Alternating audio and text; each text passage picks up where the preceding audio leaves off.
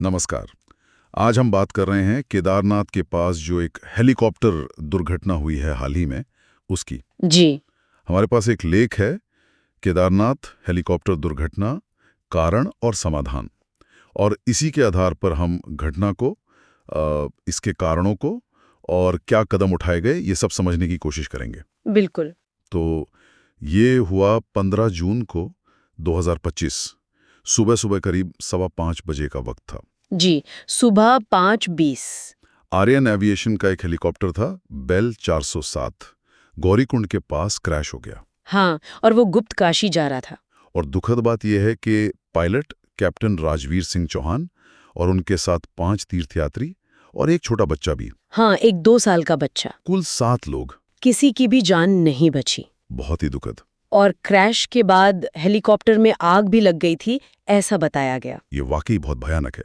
अच्छा, तो ये जो स्रोत है हमारे पास, ये वजह क्या बता रहे हैं, मतलब क्या हुआ होगा? देखिए, स्रोत मुख्य रूप से 2 बातों पर इशारा कर रहे हैं। एक तो है खराब मौसम और कम विजिबिलिटी। हाँ, पहाड़ों में ये तो आम बात है। बिल्कुल। घना कोहरा, बादल कभी भी आ जाते हैं, मौसम एकदम से बदल जाता है। तो हिमालय की घाटियों में उड़ान भरना वैसे ही चुनौतीपूर्ण होता है। और दूसरी वजह? दूसरी वजह बताई जा रही है वहाँ का मुश्किल इलाका और इंफ्रास्ट्रक्चर की कमी। इंफ्रास्ट्रक्चर की कमी मतलब? मतलब ये कि केदारनाथ रूट पर एयर ट्रैफिक कंट्रोल यानी एटीसी, इसकी कमी है। मौसम की सटीक जानकारी देने वाले स्टेशंस या फिर इमरजेंसी में लैंड करने की जगहें, ये सब बहुत सीमित हैं। अच्छा, तो पायलट कैसे उड़ाते हैं फिर? ज्यादातर पायलट विजुअल फ्लाइट रूल्स मतलब वीएफआर पर निर्भर करते हैं, देखकर अंदाजे से। ओहो। तो जब खराब मौसम हो, मुश्किल इलाका हो और ऊपर से ये वीएफआर वाली स्थिति, तो खतरा जाहिर है बढ़ जाता है। लेकिन एक मिनट, स्रोत में एक और बात है जो मुझे चौंका रही है। ये लिखा है कि ये कोई पहली घटना नहीं थी। नहीं, बिल्कुल नहीं। और यही सबसे चिंताजनक बात है। पिछले 6 हफ्तों में 5वीं दुर्घटना इसी रूट पर। जी हाँ, 5वीं। और उनमें से 2 घातक रहीं, ये वाली मिलाकर। 5वीं 6 हफ्ते में? ये तो एक पैटर्न है साफ साफ। बहुत खतरनाक। बिल्कुल। स्रोत भी इसी पैटर्न पर जोर दे रहे हैं। ये सिर्फ इत्तेफाक नहीं हो सकता। ये वहां की हवाई सुरक्षा पर बहुत गंभीर सवाल खड़े करता है। तो फिर हुआ क्या? मतलब इस दुर्घटना के बाद क्या एक्शन लिया गया? फौरन कुछ हुआ? हाँ, एक्शन तो तुरंत हुआ। एनडीआरएफ, एसडीआरएफ, लोकल टीम्स सब फौरन बचाव कार्य में लग गए। हम्म। और जो रेगुलेटरी बॉडीज हैं, जैसे डीजीसीए और एआईआईबी, उन्होंने जांच शुरू कर दी है। डीजीसीए यानी directorate general of civil aviation. जी। और एआईआईबी यानी एयर एक्सीडेंट इन्वेस्टिगेशन ब्यूरो। और साथ ही आर्यन एविएशन, जो कंपनी थी, हाँ। उनका ऑपरेशन फिलहाल रोक दिया गया है, सस्पेंड कर दिया है। अच्छा, और सरकार की तरफ से कुछ और सख्ती? जी, सरकार ने भी कई कदम उठाए। कम से कम 2 दिन के लिए उस रूट पर हेलीकॉप्टर सेवाएं रोक दी गईं। ठीक है। आर्यन एविएशन के खिलाफ एफआईआर भी दर्ज हुई है।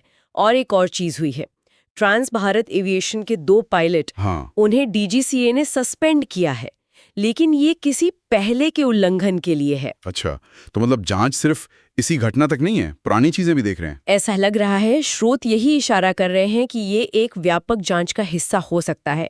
नियमों का पालन कितना हो रहा था, ये सब देखा जा रहा होगा।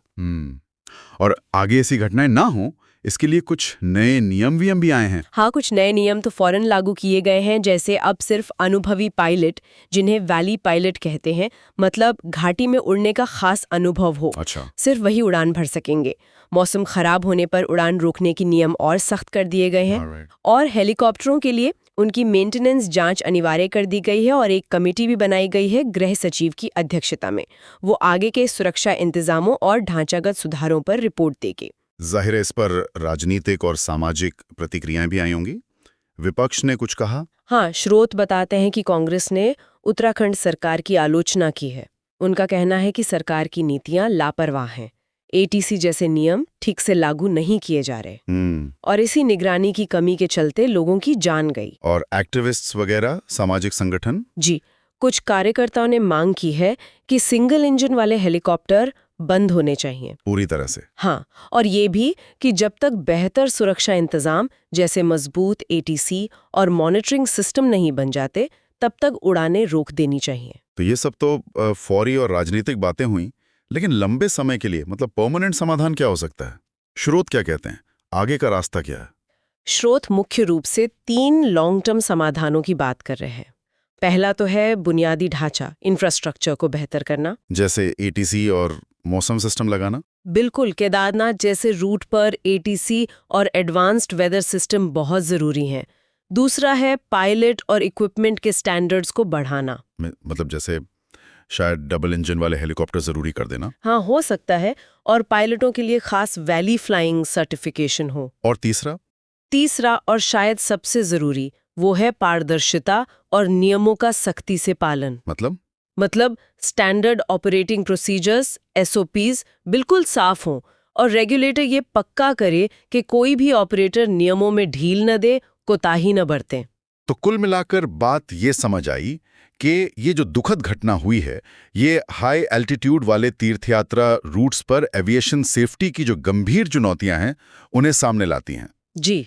सरकार ने फौरी तौर पर नियम सख्त किए हैं, वो ठीक है, लेकिन असली समाधान तभी होगा जब लंबे समय के लिए इंफ्रास्ट्रक्चर सुधरेगा और नियमों का पालन सख्ती से होगा। हाँ, बिल्कुल। और यहाँ एक बड़ा सवाल भी उठता है सोचने के लिए। क्या? कि इन रास्तों पर मौसम और इलाके का खतरा तो हमेशा रहेगा, है ना?